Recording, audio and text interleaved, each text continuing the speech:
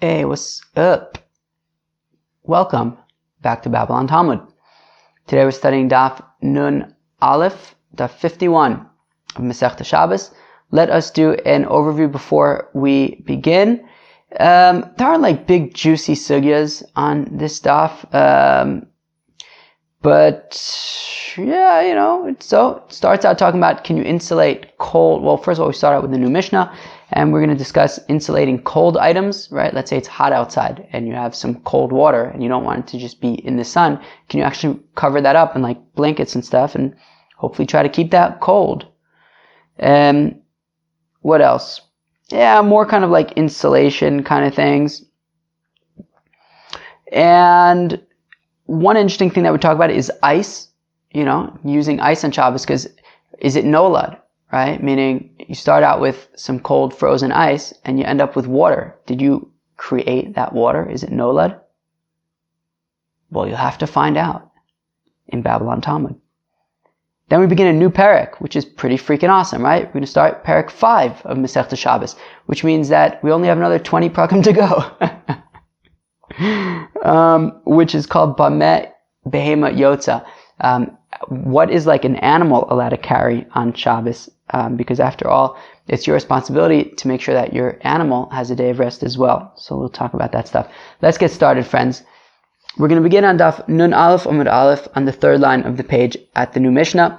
Lo kisau mi ba'od yom lo yichasenu mishetechshach. Okay, so as we learned already on Daf Nun Daled Amud Aleph No. We did not yet learn Daf Nun Daled Amud Aleph. We're only up to Daf Nun Aleph Amud Aleph. We learned on Daf Lamed Daled Amud Aleph at the bottom that if you did not insulate before Shabbos, you may not insulate on Shabbos, even if it is bidavar she'eno mosif hevel, with something that will not increase heat. And we said that is because we're concerned that, even if you're going to be insulating with something that isn't mosif hevel, if the dish is not hot enough, you might put it back on the stove to get really hot before putting it into this insulation. So therefore, on Shabbos, you're not allowed to insulate, right? You would have to make sure to put it in the insulation before Shabbos. And we said even if it's during Bein Hashmashos, then it would actually be okay, but just not on Shabbos at night. So it says in the Mishnah, Lo kisau mi ba'od yom lo yichasenu mishetechshach. If you did not insulate it. Interesting that it says actually mi ba'od yom while it's still daytime, implying that maybe during Bein Hashmashos it would not be allowed. But I believe we said on Lamadal that during Bein Hashmashos it would be okay, since during Bein Hashmashos the assumption is that your pot is still very hot and will not require being boiled, so you would be allowed to, meaning there wouldn't really be a situation where you'd want to get it even hotter and end up cooking on Shabbos, so therefore you'd be allowed to put it into this insulation even during Bein Hashmashos. If you had insulated it properly before Shabbos, as you should have done, and then somehow it became uncovered, you can replace you can put back the insulation that fell off. You can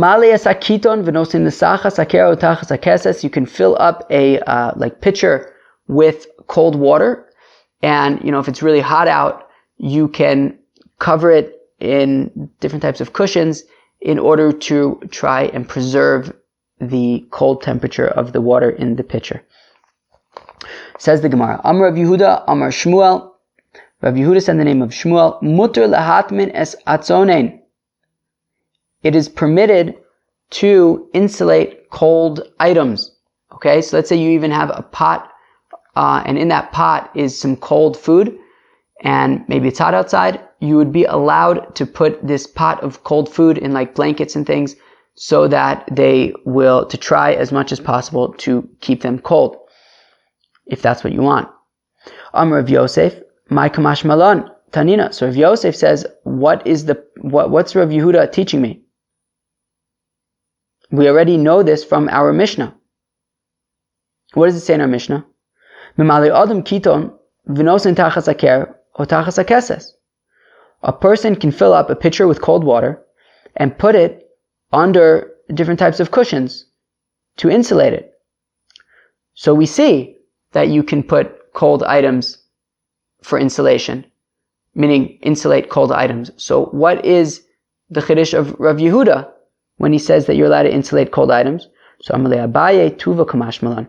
Abaye says to his Rebbe Rav Yosef, actually, Rav Yehuda is teaching us a whole lot.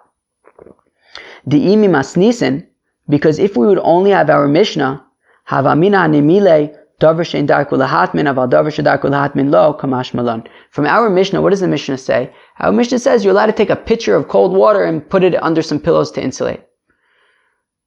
So I might think that that only applies to things like a pitcher of cold water, right? You don't normally insulate pitchers of water, of cold water. You insulate pots full of food, right? You make a soup, or you make, some kind of cooked dish, maybe meat, whatever it might be, and you want to keep that hot. So that you will insulate normally. You don't normally insulate a bottle of water, okay? So therefore, I might think that what the Mishnah is saying, if you have something that you don't normally insulate and it's cold, so look, you can cover that up and it's no problem. You could insulate it to try to preserve its cold temperature. But I might think, if we only had our Mishnah, that what if I have a pot of, meat or whatever, and it's Shabbos day, and I want to keep it out of the sun, so maybe it won't go bad or whatever it is. So, right, it's not hot, but I want to sort of preserve it from the sun, making it, too hot, whatever it might be.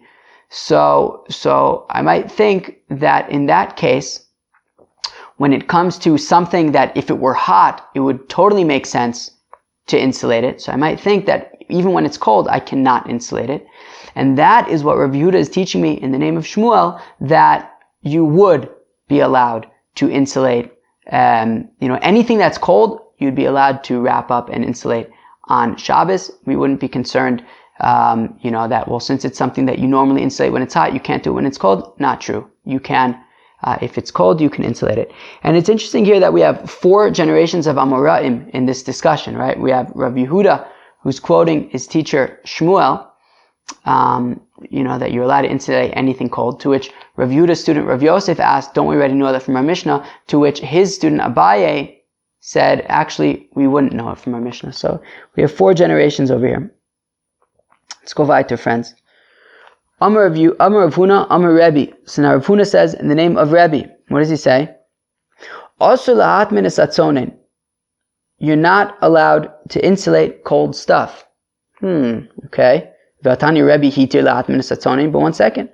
We have a brisa, which actually comes at the very end of the parak that we're going to see today, that Rebbe says that it's permitted to insulate cold stuff. So how come Rav Huna is quoting Rebbe as saying that it's not allowed, yet we have a brisa which says that it is allowed? Lo kasha. No problem. Hamikame deshame Rabbi Shmuel Rabbi Yossi halavaser deshame. So what Rav Huna is quoting Rebbe as saying that it's forbidden to insulate cold stuff, so that was in fact Rebbe's opinion before he heard from Rabbi Shmuel Rabbi Yossi, which we're going to hear in a second. Once he heard from Rabbi Shmuel Rabbi Yossi, then he changed his opinion to say that you are allowed to insulate cold stuff, and that is and that's the distinction between the 2 brisas, right? The one that Rav Huna is quoting Rebbe as saying that you're not allowed to insulate cold stuff, and yet the brisa that says that you are. Let's see, what are we talking about? Kiha diyasiv Rebbe ve'amar asur lahat min esatzonen. Because one time Rebbe was sitting, and I guess he was teaching, and he said, look, you're not allowed, it's forbidden to insulate cold items. Amar lefanav of Rabbi Shmuel Rabbi Yossi. Now Rabbi Shmuel Rabbi Yossi said to Rebbe, Abba hitir lahat min esatzonen. My father, Rabbi Yossi, permitted to insulate cold items. Amar kfar hora zaken. Rebbe said, well, if that's the case, there you have it. An elder already told us, Rabbi Yossi told us that you would be allowed to insulate cold items. Well, there you have it. So you're allowed to insulate cold items. Because of course Rabbi Yossi was older than Rebbe. Now we learned recently that Rebbe's teacher was Reb Shimon ben Yochai, and both Reb Shimon ben Yochai and Rebbe and Rabbi Yossi were students of Rabbi Akiva. So I guess Rabbi Yossi was 1 generation prior to Rebbe. And I guess Rabbi Shmuel Rabbi Yossi was, I guess, the same generation as Rebbe, which would explain why they were sitting together. Okay, fine. Amar Rav Papa, said Rav Papa, Borei kam mechabevin ze es ze. Come and see how much the rabbis love each other and respect each other. She'ilu Rabbi Yossi kayam, even if Rabbi Yossi were to have been alive, hayakafav v'yoshev lifnei Rebbe, he would be bent over and sitting before Rebbe. Dehar Rabbi Yishmael Rabbi Yossi dimimali makom avosav hava, because his son Rabbi Yishmael Rabbi Yossi was mimale makom avosav, he filled the place of his father. And as Rashi says, gadol ka'aviv, right? Mimale makom avosav, says Rashi, gadol ka'aviv, he was equally as great as his father Rabbi Yossi. And v'chafuf v'yoshev v'fnei Rebbe, and we see that Rabbi Yishmael Rabbi Yossi nonetheless, bowed himself over and sat before Rebbe. So we can only assume that Rabbi Yossi would have done the same. And yet, v'ka'amar k'vahora zaken, and yet Rebbe said, look, if Rabbi Yossi already said that it's mutter to insulate tzonen, well then, it's mutter to insulate tzonen. And Rashi points out, when it says, kafuv v'yoshev lifnei Rebbe, it says, mipnei kvod anesius v'lohaya mora lefanav afal pi shegadol imenu. That when it says that Rabbi Shmuel Rabbi Yossi and Rabbi Yossi would be bent over and sitting before Rebbe, it's not because Rebbe was greater than them. Rashi seems to imply that actually they were probably greater than Rebbe in terms of their Torah knowledge. However, Rebbe was the Nasi. He was sort of the leader of the generation. And therefore, out of respect for Rebbe and his stature, they would sort of just sit and be bent over, I don't know what the word is, but whatever, they would make themselves humble before Rebbe. And nonetheless, Rebbe showed kind of equal respect, that even though he was a very fancy person and politically speaking and wealthy and had all sorts of connections, the Gemara in Avodah Zarah talks about, describes his relationship with, I believe it was Antoninus. Yeah, it was Antoninus, this great, I guess, Roman ruler who was kind of nuts. And nonetheless, Rebbe said, oh, wow, okay, well, if Rabbi Yossi said that, then that's that. We're going to go like Rabbi Yossi. So just that dialogue and that connection and the mutual respect between the rabbis was admirable. Okay. Amrle Rav Nachman the Daru Avde. So Rav Nachman said to his servant Daru, Atmin li tzonen ve'aisi li mai da'achim kfila arama'a. So Rav Nachman said to Daru, his servant, insulate for me, this cold stuff. Okay, fine. Ve'aisili, and bring for me, ma'id da'achim kfila arama, water that was heated up before Shabbos by the Aramean baker, i.e. by the non-Jewish baker. Okay. Shama Rabbi Ami ve'ikpid. Now Rabbi Ami heard this dialogue, and I guess he was completely unimpressed. He did not like this at all. He was upset. Right? Rav Nachman said two things to Daru, his servant. Number one, insulate cold stuff. Number two, bring me water that was heated up by a non-Jew. And Rabbi Ami did not like that at all. Amar Rav Yosef, my tami ikpid. Now Rav Yosef said to Rabbi Ami, what's the problem? Why are you so upset with what Rav Nachman did? After all, he just did like his rabbis.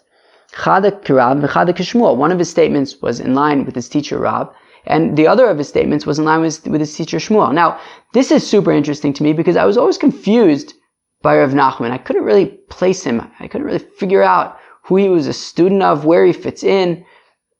And here you go. The Gemara is telling us. He was a student of Rav and Shmuel. Rav and Shmuel, of course, being the first generation of Amoraim, doesn't really get higher than them. And Rav Nachman was a student of them. So that puts him sort of in the same generation of Rav Huna and Rav Yehuda, which is pretty cool. And I actually then looked it up on the chart that Janine provided for us recently, it's a really, really awesome chart, pretty comprehensive, and shows you where everybody belongs. And sure enough, there's Rav Nachman as a student of Rav and Shmuel. So that is really helpful, which is cool. So basically, and I think he was also the son-in-law of the Reish Galusa, of the Exilarch. I think he was very wealthy. Also, of course, as we saw in the Gemara in Brachos, which described how his wife destroyed 400 of his barrels of wine. So, kudos to Ula. Anyways, anyways, this is Rav Nachman.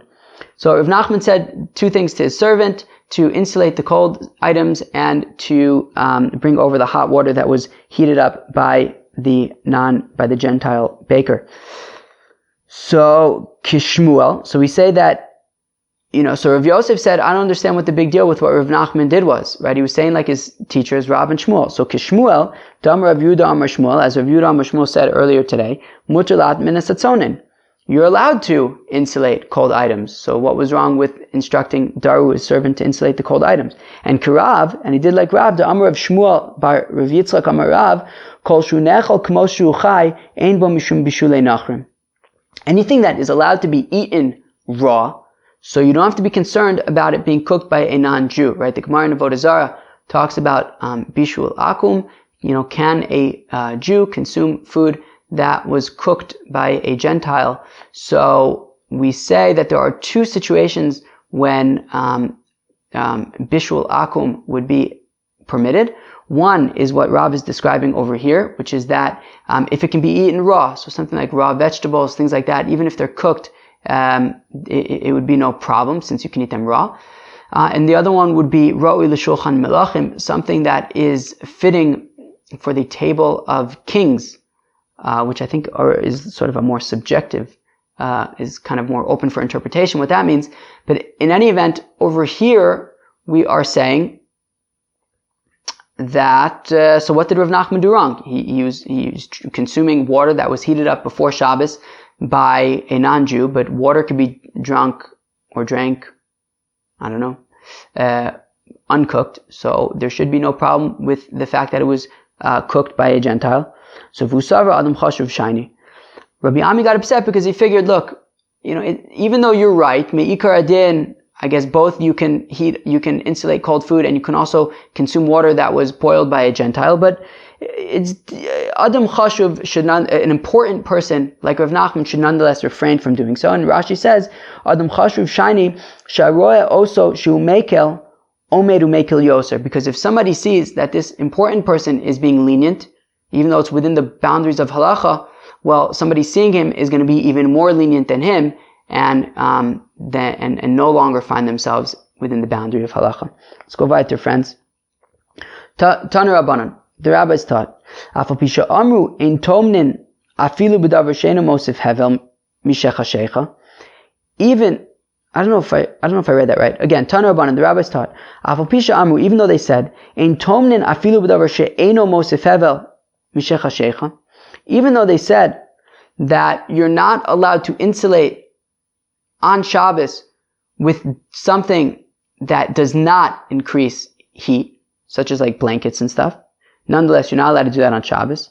In Balehosif, Mosif. But if you want to add on to the insulation that you prepared properly before Shabbos, you want to, add insulation on Shabbos, that would be acceptable. Ketzad, well, what does this look like? Ketzad Uose, how does he do it? So Rav Shimon ben Gamliel Omer, it says Rav Shimon ben Gamliel, Notel es hastinen umaniach es haglufkarin, or notel es haglufkarin umaniach es hastinen. What you can do is, if you want, once you've already insulated it properly before Shabbos, if now on Shabbos you want to remove whatever sheets you may have put on it and put on like a coat, put on some kind of thing that would provide more insulation, or maybe it's a little bit too hot and you want it to kind of not be too hot for whatever reason. So maybe it's hot outside and you don't necessarily want it to get too hot. Maybe it'll go bad or get weird, whatever. So you want to take off the coat and replace it with this sheet, which is, provide less insulation. That's fine. Both of these things are fine. Meaning as long as you insulate it properly before Shabbos, you can, play around with insulation on Shabbos. And similarly, Reb Shimon ben Gamliel had another sort of leniency when it comes to insulation. Lo asu ela oso mecham, that Reb Shimon ben Gamliel says that when we say that you're not allowed to insulate on Shabbos, even if it's Eino Mosef Hevel, that is only in the same pot that you heated it up in. So meaning, if I cooked like a soup or something like that, and now on Shabbos I want to insulate it, that would not be allowed, right? Because we're concerned that maybe you might end up putting it back on the fire to get it really hot before putting it in the insulation. However, However, if you pour out the soup from this pot into a different pot, you would then be allowed to insulate that second pot. How come? Well, because Hashta akure kamakirla artuche kamartichla. No. The whole issue with not insulating something on Shabbos is we're concerned that you're going to come to heat it up real good before insulating it. But over here you're doing the exact opposite. You're pouring it from one pot into another pot, which is going to cool it down. So if you're already doing something to cool it down and that doesn't seem to bother you, well then certainly we don't have to be concerned that you're going to put it back on the fire to heat it up. And therefore, you would be allowed to insulate it because insulating isn't doing anything wrong inherently. It's not cooking, it's just preserving heat. And the concern that you're going to make it hotter is not relevant over here where you're already pouring it into a new pot which is going to cool it down. Taman v'chisa b'davar anital b'Shabbos. O taman b'davar she'eno nital b'Shabbos v'chisa b'davar anital b'Shabbos. So if you have a pot, and in the pot you have like a soup or something like that, okay? Now there's no lid on this pot, okay? You just take the pot and now you insulate it. And you insulate it, meaning you surround the pot with something that is not muksa, meaning something that you're allowed to move on Shabbos. And you also then cover it with something that you're allowed to move on Shabbos. Or you insulate it around it with something that would be muksa, however, you covered it with something which you would be allowed to move on Shabbos. Well, hareze nota l'machzir, in that case, all good. Right? You could take out the pot, you could put back the pot, you could remove the lid, you could put back the lid, no problem. Taman v'chisa b'davar she'eno nital b'Shabbos. However, if you insulate and cover with something that is not allowed to be moved on Shabbos, or shetaman b'davar nital b'Shabbos v'chisa b'davar she'eno nital b'Shabbos, or you insulated it with something that is movable on Shabbos, however, you covered it with something that is muksa. Well, im hayemugula mikzaso no telemachzir. Well, as long in that case, if part of the pot is still exposed, right? Remember, this is a pot that doesn't have a lid on it. So the only covering of the pot is this insulation. And this insulation is something that is muksa, something that's not allowed to be moved on Shabbos. However, if part of the covering of the part of the top of the pot is exposed, well then you can nonetheless just kind of tilt the pot, slide off whatever is insulating it, and then take out the pot. V'imlav, but if the pot is completely covered by this insulation, well then eino notel machzer. Sorry, basta, you can't take out or put back that pot because it's all surrounded by muktzah stuff. Rabbi Yehuda Omer, we saw this already. Was it yesterday? Maybe. Nope. 2 days ago. So we saw that Rabbi Yehuda says that this na'ores shel pishtan, if you are processing flax, and there's like these little bits that kind of fall off from the flax during the processing process, so you would not be allowed to insulate with these little, very thin flax pieces. Hareu kezevel, it is just like manure, which we said you cannot insulate with. Oh gosh, yeah, that would seem rough. Anyways, because it's mosif hevel, so also these very thin naoris shel pishtan you can insulate with because it's mosif hevel. Manichin mecham agabe mecham, ukdera agabe kdera. You can put a copper like water urn on top of another copper water urn. And you can also put a earthenware pot that has filled with hot contents on top of another earthenware pot that's filled with hot contents, right? Also, the copper urn was also filled with hot contents, right? So you can take hot content and put it on top of other hot content. Skip the next two words. Kidera agabe mecham umecham agabe kidera. And you're allowed to put a hot earthenware vessel on top of a hot copper vessel, and vice versa. You could put a hot copper vessel on top of a hot earthenware vessel.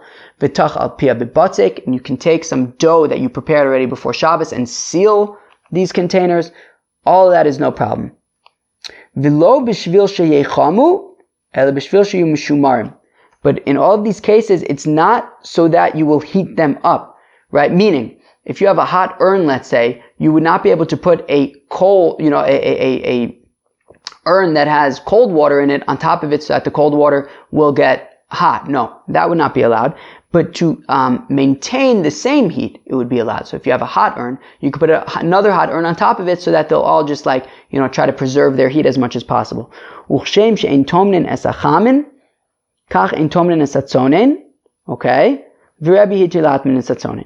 And then this Brisa says that, and just like you cannot insulate hot food, you also cannot insulate cold food.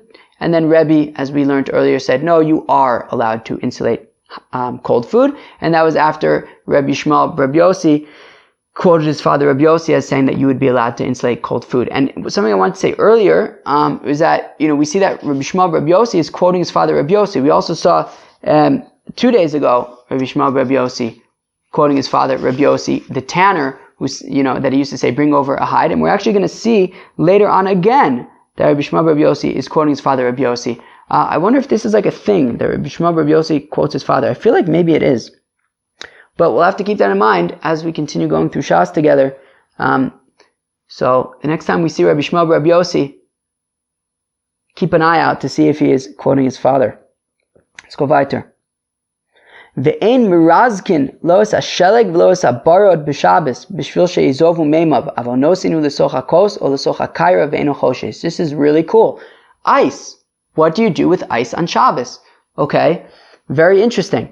So we say that you're not allowed to break up sheleg, which is snow, v'loas habarod, which is hail. And Rashi explains that it's ice. So you can't just break it up, right? So if you have like a cube of ice or something, don't just chop it up and so that it will just like melt. Because what does Rashi say? Kadei she'ezov meimav, says Rashi, mishum dekamolid b'Shabbos. It would be nolad. You would be making something new on Shabbos. Vidami limalacha, and it's similar to malacha. So it's not actually a malacha, but it's similar to malacha. Shebore amayim elu. It's ki'ilu you are creating this water. It was ice and now you're creating water, so to speak. So we don't want you to do that on Shabbos, but we say that you would be allowed to put it into your cup of, if you have a cup of water and you want to make it colder, so you could put in ice. That's no problem. Which is very cool. And mistama, that dummy limalacha thing is important, that it's similar to malacha. It's not actually a malacha. If it's really a malacha of like creating water, I can't imagine you'd be allowed to put it into your cup of water, or your cup of soda or whatever it is. I don't drink soda, but whatever, I just don't. Although like once a year I do. Whatever, I'm getting distracted. In any event, what were we saying before I talked about drinking soda? Something about water and ice. Yeah, so anyways, it's cool. So you don't break up ice to create like water, but you could put it into your drink. Okay. Cool. Hajanalach bamet tomnin. We will return to you, Bamet Tomnin, and now for the next parak of Bameh Behema Yotza. I feel like a lot of these prakim have been starting with the word Bameh and then Bama, right? Bameh Behema Yotza, Uvama Ena Yotza. So with what is an animal allowed to go out to Rosh Hashanah with, and with what is it not permitted to go out to Rosh Hashanah? So, because, right, let's read that first Rashi together actually.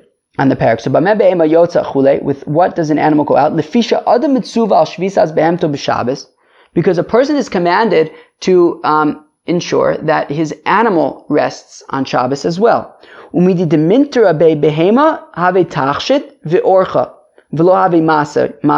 Okay? Listen closely. That something that would be protecting an animal, so it would be considered a tachshit, I guess like jewelry. Okay, something that, and right, the orcha, and it would be considered, normal. V'lo have maso, and it wouldn't be considered a burden. Umididlo mintu abe have maso, and anything that isn't protecting it, guarding it, would be considered a burden. And that seems to be the key over here. If it's a tachshit, if it's like an adornment, so then the animal, you would be allowed to allow this animal to go out to Rosh Hashanah with this adornment. But if it's considered a burden, then you would not be allowed to allow your animal to go out to Rosh Hashanah with this burden, because it would be carrying, and just like you're not allowed to carry Rosh Hashanah, your animal is not either, because you are responsible to make sure that it has Shabbos as well. So there we go. So the Mishnah wants to know, so with what is this animal allowed to go out with, and what isn't allowed to go out with? right? And also, I guess, what's considered protection / an adornment, what's considered a burden. So Yotze Agamol Be'ifser, so a camel is allowed to go out with like some kind of rope that you would like pull it with. V'naika B'chatam. Now, a naika is like a, the Gemara is going to explain a little bit, but it's like this one hump camel that is wild and runs really fast and stuff. So a like rope is not enough for that. It's really strong and fast and wild, but there is a solution. It's called a khatam, and this khatam sounds very uncomfortable. It's basically this like iron ring that you like put through its nose. Sometimes you see people with like rings in their nose. I forget what those are called, but anyways. But imagine those rings on their nose had like a rope tied to it. I can't imagine that would be so comfortable. And mistama, it's not, because that seems to be how you can control this wild camel, by sticking an iron ring through its nose and connecting that to like a rope and making sure it doesn't get out of line. V'luvdakim bepumbia, and the Gemara is going to explain what these luvdakim bepumbia things are. V'sus bashir, and you could take out a horse with its like collar, I think. V'chol bailei ashir yotzim b'shir, and any things that normally wear like collars can go out with collars. V'nimshachin b'shir, and you can pull them with collars. Umazen alein b'mkoman v'tovlan b'mkoman, and if this like collar thing gets like tameh, so you wouldn't have to take it off of the animal in order to put the water with the paraduma ashes in it. You wouldn't have to take it off and sprinkle the water on this collar separately. Rather, you can sprinkle it while it's still on the animal. And also v'tovlan bimkoman, right? You wouldn't have to take off this collar in order to put it in the mikvah. You can just chuck the animal in the mikvah, and mimela, this item will be in the mikvah as well. It's cool. So what does the Gemara have to say? My naika b'chatam. What does it mean that a naika is allowed to go out to Rosh Hashanah with this chatam, with this nose muzzle thing? So Amar Rabba bar Chana naakasa chivarte bizamama defarzla. It means this white female wild one hump camel can go out with an iron like nose ring bit puller rope painful thing. Well, I don't know if painful is the right word, maybe more like uncomfortable. V'luvdakim bepumbia, what's this? So Amar Rav Huna, chamra luba, okay, so it means this Lubian donkey, bifage defarzla, with an iron bit. I don't really know what an iron bit is. Do you? Levi, shadar zuze levei chozai, lemizban le chamra luba. So Levi sent some money. That's funny. I hope it wasn't the money of the orphans, right? Wasn't that Levi? Oh no, that was Shmuel, right? With the Gemara in Brachos on was Yud Ches Amud Beis or something, where he went to visit his father in the cemetery, and then he saw Levi wasn't allowed into the yeshiva. Okay, anyways, weiter. So Levi sent some money to this place called Beit Chozai, so that they could purchase for him a Lubian donkey, because I guess that those were very excellent donkeys. So Tsaru, and what did these people do? They basically took the money and sent it back. Shadrule Sare, so they sent back the money, and with the money they sent barley, Lememar, to indicate to Levi, Dinigare Dechamra Sire, that what makes a camel very strong and take good steps, not a camel, a donkey very strong, is the barley, is what you feed it, right? So they said, don't waste your money on this Lubian donkey. And also, I think Rashi pointed out that it takes a half a year, right? It was right that to purchase a Lubian donkey, you would have to travel for half a year in order to purchase it. And they said, look, it's not worth it. Just get a donkey that you have available to you and feed it the proper food, and it will be just fine. Amar Rav Yehuda Amar Shmuel, Machlifin Lifnei Rebbe. So Rav Yehuda said in the name of Shmuel that they would, flip around this Yotze, this Agamal Be'ifsar V'naka B'chatam thing. They would flip it around in front of Rebbe and say, Shel zo bazo ma'u. Okay? What if you flipped it around, right? So we said that a camel is allowed to go out with like this rope, and a na'aka is allowed to go out with this nose muzzle thing. What if you flip it around? What if a camel goes out with this nose muzzle and a na'aka goes out with this rope? Okay? So na'aka ba'ifsar lo tibailach. Okay, so certainly a wild camel going out with this rope, there's nothing to ask about. Obviously, the wild camel would not be allowed to go out with this rope, because because since this rope would not be sufficient to guard this animal, right? It's a wild camel that's very difficult to control.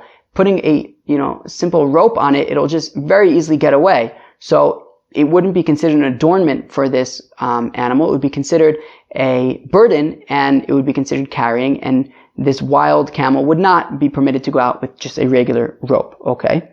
But what the question is gamal bichatam. What about a just ordinary camel going out with this sort of heavy duty, like nose muzzle ring? So, would that be allowed? Do we say, look, well, sure, the heavy-duty nose ring will get the job done and the camel won't run away anywhere, but it's really overkill. All you need is a regular rope. So therefore, would we consider this nose ring to be a burden for this camel, for this ordinary camel, and therefore the camel would not be allowed to go out with this nose ring? Or maybe we say, look, additional sort of protection would not be considered a burden. And therefore, even though, sure, technically all you need is this rope for a regular camel, but there's nothing wrong with using sort of the heavy-duty option of the nose ring. So that's what we want to know. So Amr the fun of Rabbi Shmuel Rabbi Yossi, Kach Amr Abba. So Rabbi Shmuel Rabbi Yossi said in front of Rabbi, this is what my father, Rabbi Yossi, said. Arba behemos yotzos ba'ifsar. There are 4 animals that can go out with just an ordinary rope, and here they are. Hasus, a horse, va'pered, a mule, va'gamal, a camel, va'chamor, and a donkey. Okay, so we're saying, so one of those examples was a camel. We're saying that a regular camel goes out with a regular rope. So the mute mai. So what's this, when Rabbi Yossi says that these 4 animals go out with a rope, what's he trying to say? What can we imply from there? So lav lemute gamam b'chatam. So is it not to exclude a camel from this nose ring? Meaning, by saying that a camel goes out with a rope, is that not to imply that specifically with a rope the camel goes out, however not with this nose ring, because it would be overkill and a masoi? Lo, that's not the implication to make. Lemute na'aka ba'ifsar. No, what it's saying is that a camel goes out with a rope to the exclusion of a na'aka that cannot, this wild camel that cannot go out with a mere rope, because it won't do anything, won't be enough to, guard it, and therefore it's simply a burden. However, I could still argue that a regular camel would be allowed to go out with this nose ring because extra protection is fine. It's not considered a masui. B'masnisatana, and then as an aside, we say that we learn in a brisa, luvdakim v'gamal yotzim be'afsar, that also these Lubian donkeys also, as well as a camel, go out with these regular ropes. Okay? Now the Gemara says, Kitanai, let's say that this question that we're asking of can a regular camel go out on Shabbos with this nose ring, let's say it's actually machlokas tanaim, right? This question of is extra protection considered a masoi on Shabbos, which would make it usher to go out to Rosh Hashanah or not? What's this brisa? In chayayotza besoger, a chaya, a wild animal, is not allowed to go out on Shabbos with a collar. With a collar. Wait, what does Rashi say? Besoger. So Rashi says besoger, 3 lines from the bottom of Rashi, kolar shel chevel. So it's some kind of like rope, I guess also like a rope. Some kind of rope that you would be able to control it with, like a leash, essentially. Probably a leash. So so the Tanna Kama says that a chaya, a wild animal, does not go out with a leash on Shabbos. Chanani omer yotza besoger uv'chol davar mishtamer. And Chanani says, no, it's no problem. Chaya can go out with this leash on Shabbos and with anything that, would serve as a protection. Now, b'maya skinan, what is this chaya that we're talking about? Ilema b'chaya gedola, if we're going to say it's talking about a large wild beast, and as Rashi says, like a bear, well, misagila soger, I don't think that a leash is going to work for a bear. So that's not what we're talking about. Ve'ela b'chaya ketana milo sagila soger, and if we're talking about like a small animal, like a rat or something, well then, if for whatever reason you wanted to take out your rat on Shabbos, certainly this rope would work. So elalav chasul ikibinayu. The nafkamina is for something like a cat, right? A cat is actually easier to control, even though it's bigger than like a rat. It's easier to control if for whatever reason you would want to put out take out your cat on a leash. I feel like cats don't really do so good on leashes, but if you want to take out your cat on a leash, so that would be what we are talking about. So here we go. So Tanakama savar kevin de sagila be misna be'alma masoihu. So Tanakama says that if you want to take out your cat with a leash on Shabbos, it would be not allowed. It's because look, a cat doesn't actually need a rope. All he needs is like an even thinner kind of string or whatever. So therefore, the rope would be considered extra protection, and that would be considered a burden. Whereas Chananya savar konatirusa yiserta lo aminan masoihu. Whereas Chananya says, look, I agree that you can use a lighter weight rope, but anything that's extra protection, we do not consider to be a burden. So there you have it. It's machlokas tanaim about is extra protection considered a masoi on Shabbos or not. Amar Rav Huna bar Chia, Amar Shmuel alacha kichananya, and Rav Huna bar Chia says in the name of Shmuel that the halacha is like Chananya, that if it's extra protection, it would not be considered a masoi and it would be allowed. So I guess in the case of our wild camel going out with this in the case of a regular camel going out with this heavy duty nose ring, it's just extra protection and it would be fine. Levi, Breder Rav Huna bar Chia. So Levi, the son of Rav Huna bar Chia, who just said that the halacha is like Hananya. V'Rabba bar Rav Huna, and Rabba, the son of Rav Huna, Havu ka'azle be'orcha, they were one time traveling together. Kadmei chamra de Levi l'chamra de Rabba bar Rav Huna. And what happened? The donkey of Levi went in front of the donkey of Rabba bar Rav Huna, chalash daiti de Rabba bar Rav Huna. And interestingly enough, Rabba bar Rav Huna got offended, which is extremely interesting. Says Rashi, the last Rashi on the page, because Rabba bar Rav Huna was greater, and he thought that Levi did it on purpose. Levi on purpose, he went in front of him, and he was feeling very sad. Okay? So Amar Emale Milsa Kiechi the Itosav Daite. So Levi said, okay, I better cheer up Rabba bar Rav Huna so that I can show him that you are greater than me. It was an accident. I didn't intend to walk in front of you. So what did Levi bar Rav Huna bar Chia say to Rabba bar Rav Huna? So Amalei Chamer she'asakav ra'im kigon zeh ma'u latzis bepumbia b'Shabbos. A donkey. Oh, so they were riding donkeys. I don't know if I said camel, but they were riding donkeys. So then, so Levi bar Rav Huna bar Chia, in order to cheer up Rabba bar Rav Huna, he said, a donkey who is so terrible and has bad ways, like this donkey that I'm riding, who is so terrible that it decided to go in front of your donkey, even though it had no reason to do so.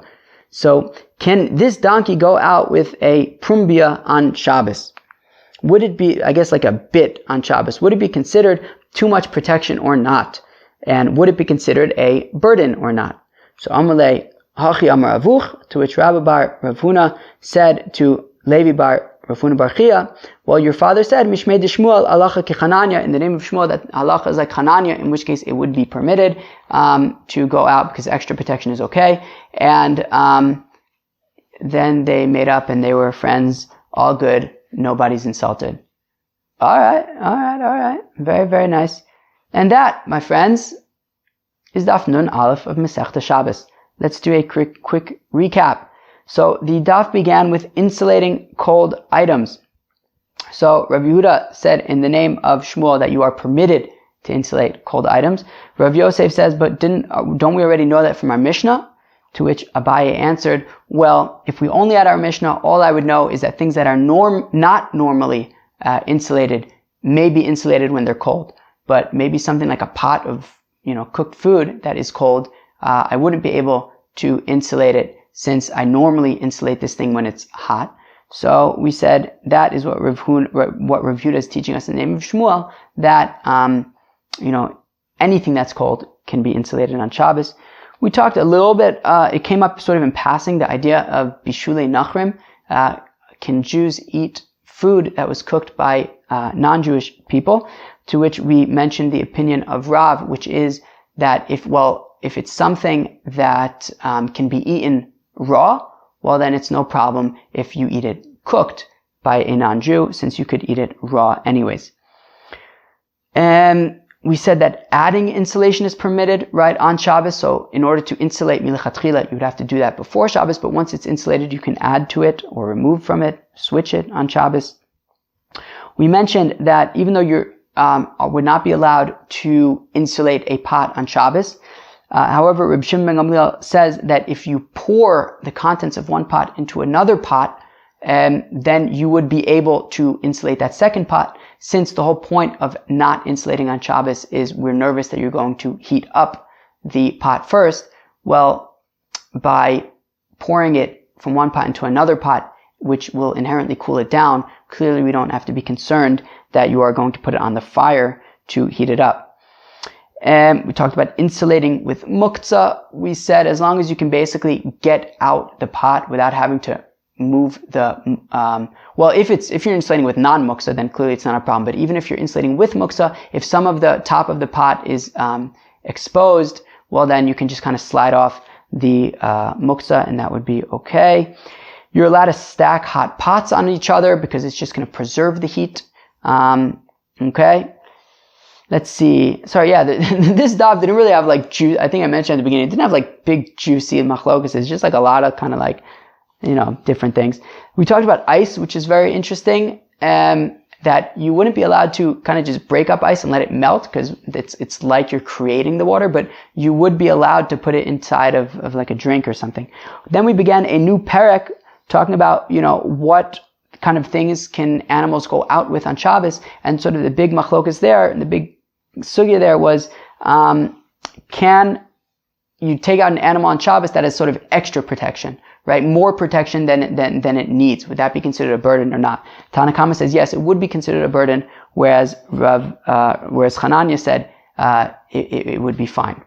All right, friends. Well, that was Daf Nun Aleph. Hope you enjoyed, and I hope I'll see you tomorrow. Have a good day or night. Bye.